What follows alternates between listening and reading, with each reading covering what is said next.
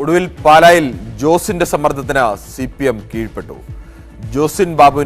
Josin ബിനുവിനെ സ്ഥാനാർത്ഥിയാക്കാൻ area committee യോഗത്തിൽ തീരുമാനമായി. ബിനു പുളിക്കക്കണ്ടത്തെ സ്ഥാനാർത്ഥിയാക്കരുത് എന്ന ജോസ് കെ മാണിയുടെ നിർദ്ദേശം CPM അംഗീകരിക്കുകയായിരുന്നു. സംസ്ഥാന നേതൃത്വത്തിന്റെ നിർദ്ദേശം ഏരിയ കമ്മിറ്റി യോഗത്തിൽ റിപ്പോർട്ട് ചെയ്യുകയായിരുന്നു. കൂടുതൽ വിവരങ്ങളുമായി ശ്രീജിത്താണ് ചേരുന്നത്. ശ്രീജിത്ത്, സാധാരണഗതിയിൽ CPM ഇങ്ങനെ ഘടകകക്ഷികളുടെ വാശിക്ക് വഴങ്ങാറില്ല. ഓരോ പാർട്ടിയിൽ നിന്നും ആരാവണം ചെയർമാൻ അല്ലെങ്കിൽ ആരാവണം എന്ന് തീരുമാനിക്കേണ്ടത് ആ പാർട്ടിയാണ്. CPMന്റെ ഒരു നേതാവിനെ പറ്റില്ല എന്ന് ജോസ് കെ മാണി പറയുകയും വാശി പിടിക്കുകയും ചെയ്യുമ്പോൾ ഒടുവിൽ ജോസ് കെ മാണിക്ക് CPM വഴങ്ങുന്നു. എന്താണ് കൂടുതൽ വിവരങ്ങൾ?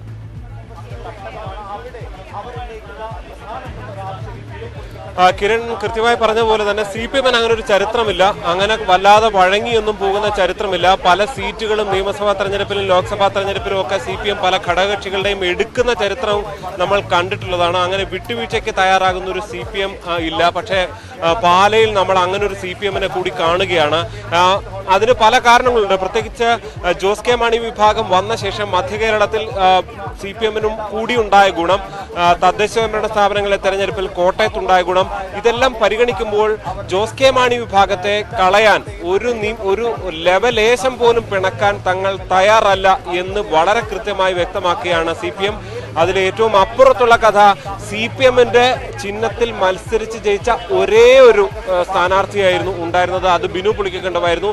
അങ്ങനെ പാർട്ടി ചിഹ്നത്തിൽ മത്സരിച്ച് ജയിച്ച ആൾ പോലും വേണ്ട എന്നൊരു തീരുമാനത്തിലേക്ക് CPM എത്തുമ്പോൾ CPM അപ്പുറത്തുള്ള ആളുകൾക്ക്, പ്രത്യേകിച്ച് ജോസ് കെ മാണിക്ക് അത്രയധികം വില തൽക്കാലത്തേക്കെങ്കിലും നൽകുന്നു എന്ന് വളരെ കൃത്യമായ ഒരു സന്ദേശം കൂടിയാണ് പാലാ നഗരസഭാ ചെയർമാൻ തെരഞ്ഞെടുപ്പിൽ ഉണ്ടാകുന്നത്.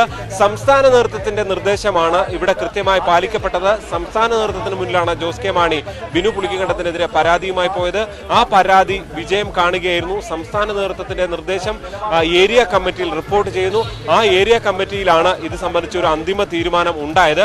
അതിപ്പോൾ നടക്കുന്ന അല്പസമയം മുമ്പ് ആരംഭിച്ച പാർലമെന്ററി പാർട്ടി യോഗത്തിലും അത് റിപ്പോർട്ട് ചെയ്യുകയായിരുന്നു. അങ്ങനെ ഫലത്തിൽ അങ്ങനെ ഈ ബിനു പുളിക്കക്കണ്ടത്തിന്റെ സാധ്യത അവിടെ അവസാനിക്കുന്നു എന്നുള്ളതാണ് എടുത്തു പറയേണ്ടത്. ജോസിൻ ബിനു 2ാം വാർഡ് അംഗമാണ്, സ്വതന്ത്ര അംഗമാണ്. പാലയെ സംബന്ധിച്ച പല സാമുദായിക വിഷയങ്ങൾ കൂടി പരിഗണിച്ചുകൊണ്ടാണ് ജോസിൻ ബിനുവിനെ പരിഗണിച്ചത്. ആദ്യം സിജിയെ പരിഗണിച്ചു, അതിനുശേഷം ബിന്ദു മനുവിനെ പരിഗണിച്ചു. പക്ഷെ അതിനെല്ലാം അപ്പുറത്തേക്ക് ജോസിൻ ബിനോ എന്ന പേരിലേക്ക് CPM എത്തുകയായിരുന്നു എന്നുള്ളതാണ് ഏറ്റവും ശ്രദ്ധേയമായിട്ടുള്ളത്. ബിനു പുളിക്കക്കണ്ടമല്ലാതെ മറ്റാരെയും അംഗീകരിക്കും എന്ന നിലപാടായിരുന്നു കേരള കോൺഗ്രസ് എമ്മിനെ സംബന്ധിച്ച് ഉണ്ടായിരുന്നത്. അത് ഏതാണ്ട് ഫലപ്രദമായി നടപ്പാക്കാൻ കഴിഞ്ഞു എന്നുള്ളതാണ്. എന്തായാലും ബിനു പുളിക്കക്കണ്ടം പാർട്ടി അംഗമാണ്. അതുകൊണ്ട് ഇനി മറ്റു പ്രതിഷേധങ്ങളൊന്നും ഉണ്ടാകില്ല എന്ന് തന്നെയാണ് ബിനു പുളിക്കക്കണ്ടവുമായി ബന്ധപ്പെട്ട ആളുകളൊക്കെയും പറയുന്നത്. പാർട്ടി തീരുമാനം എന്താണോ അതങ്ങ് അനുസരിക്കുക എന്നുള്ളത് മാത്രമേ ഉള്ളൂ എന്ന് ബിനു പുളിക്കക്കണ്ടം പറയുന്നുണ്ട്. എന്തായാലും നേതാക്കളുടെ പ്രതികരണങ്ങൾ ഇനി വരാനുണ്ട്. ജില്ലാ സെക്രട്ടേറിയറ്റ് അംഗം KM രാധാകൃഷ്ണൻ ഇപ്പോൾ പാർലമെന്ററി പാർട്ടി യോഗത്തിന് നേതൃത്വം നൽകാനും ഇക്കാര്യങ്ങളൊക്കെ അവതരിപ്പിക്കാനും അദ്ദേഹവും പാലയിൽ എത്തിയിട്ടുണ്ട്. 10:00 ജോസിൻ ബിനോ പത്രിക നൽകും. 11 മണിക്ക് തെരഞ്ഞെടുപ്പ് നടക്കും. എന്തായാലും 17 അംഗങ്ങളുടെയും വോട്ടുറപ്പിക്കാനാകുമോ എന്നുള്ളതാണ് ഇനി CPMന് മുന്നിലും കേരള കോൺഗ്രസ് എമ്മിന് മുന്നിലുമുള്ള വളരെ പ്രധാനപ്പെട്ട ഒരു ചോദ്യം.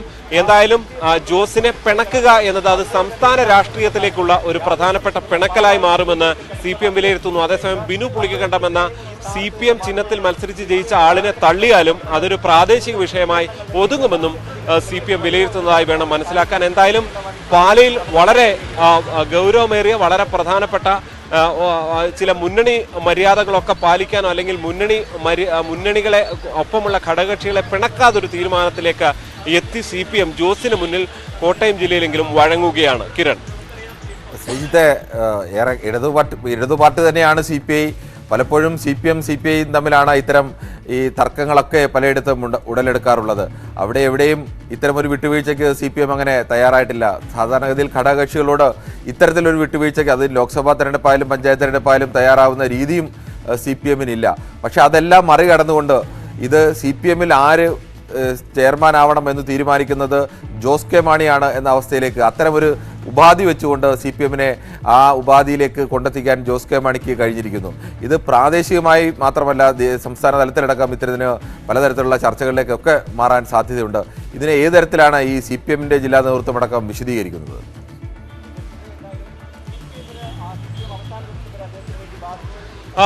CPM-ന്റെ ജില്ലാ സെക്രട്ടറി AB റസൽ കഴിഞ്ഞ ദിവസം തന്നെ കോട്ടയത്ത് പാലയിലെത്തിയപ്പോൾ നേതാക്കളുമായി ആശയവിനിമയം നടത്തിയ ശേഷം പറഞ്ഞത് പാർട്ടി ചിഹ്നത്തിൽ മത്സരിച്ച ആള് തന്നെ അങ്ങനെ ആകണം എന്നില്ല, അത് പാർട്ടി ആലോചിച്ച് തീരുമാനമെടുക്കും, അപ്പുറത്തുള്ള പാർട്ടികളെയൊക്കെ പരിഗണിക്കേണ്ടതുണ്ട് എന്നുള്ള വ്യക്തമായൊരു സന്ദേശം കൂടി AB റസൽ നൽകിയിരുന്നതാണ്. കിരൺ നേരത്തെ സൂചിപ്പിച്ച പോലെ തന്നെ കേരളത്തിൽ CPM-ന്റെ മുന്നണികളുമായിട്ടുള്ള ഘടകകക്ഷികളുമായിട്ടുള്ള ചരിത്രവും ബന്ധവും ഒക്കെ എടുത്തു നോക്കിക്കഴിഞ്ഞാൽ MP വീരേന്ദ്രകുമാറിന് കോഴിക്കോട് സീറ്റ് നൽകാതെ അത് പിടിച്ചു വാങ്ങിയ ചരിത്രമുണ്ട്. പ്രേമചന്ദ്രന്റെ ഇപ്പുറത്ത് RSPയുമായി ബന്ധപ്പെട്ട വിഷയങ്ങളുണ്ട്. അവിടെയെല്ലാം ആ പാർട്ടികൾ മുന്നണി വിട്ടു പോകുന്ന സാഹചര്യവും വലിയ പ്രതിഷേധങ്ങളുമൊക്കെ ഉണ്ടായ ഒരു ചരിത്രം ഇടതുമുന്നണിയെ സംബന്ധിച്ചിട്ട് ഇന്ന് CPM കുറച്ചുകൂടി പ്രായോഗികമാവുകയാണ്.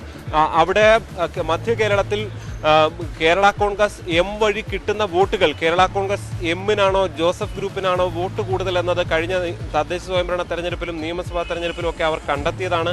അവിടെ ജോസിന്റെ വോട്ടുകളെ തള്ളാൻ തൽക്കാലം വോട്ട് മേടിച്ച് തന്നെ വോട്ട് എന്ന പ്രധാനപ്പെട്ട ഘടകവും ജനപിന്തുണ എന്ന പ്രധാനപ്പെട്ട ഘടകവും തന്നെ പരിഗണിക്കാൻ CPM തീരുമാനിക്കുകയാണ്. അവിടെ പ്രായോഗിക രാഷ്ട്രീയത്തിലേക്ക് കുറച്ചുകൂടി ഇറങ്ങി നിൽക്കുകയാണ് CPM എന്ന് തന്നെ പറയേണ്ടി വരും.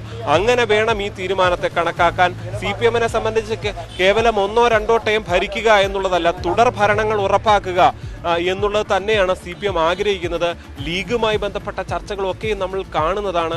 അവിടെയും അത്തരം പല ആഗ്രഹങ്ങളും CPM-നുണ്ട് എന്ന കാര്യത്തിൽ യാതൊരു സംശയവുമില്ല. എന്തായാലും അതെല്ലാം കൂടി ചേർത്ത് വായിക്കുമ്പോൾ ജോസിന് മുന്നിൽ ഇക്കാലത്തെ CPM വഴങ്ങി എന്നുള്ളത് ഒരു പരിധിവരെ അത് അവരുടെ ഒരു പ്രായോഗിക നിലപാട് എന്ന തരത്തിൽ മാത്രമേ തൽക്കാലം നമുക്ക് കാണാൻ സാധിക്കുകയുള്ളൂ. കിരൺ. ശരി, ജി ശ്രീജിത്താണ് വിവരങ്ങൾ നൽകിയത്. എന്തായാലും പാലയിലെ ഇപ്പോഴത്തെ ഈ തീരുമാനം ഇനിയും കൂടുതൽ ചർച്ചകൾക്കും ഒക്കെ വഴിതെളിക്കുന്ന തീരുമാനം തന്നെയാണ്. സംസ്ഥാന രാഷ്ട്രീയത്തിലടക്കം അത്തരം ചർച്ചകൾ ഉയരാനുള്ള സാധ്യതയുണ്ട്. ജി ശ്രീജിത്താണ് വിവരങ്ങൾ നൽകിയത്.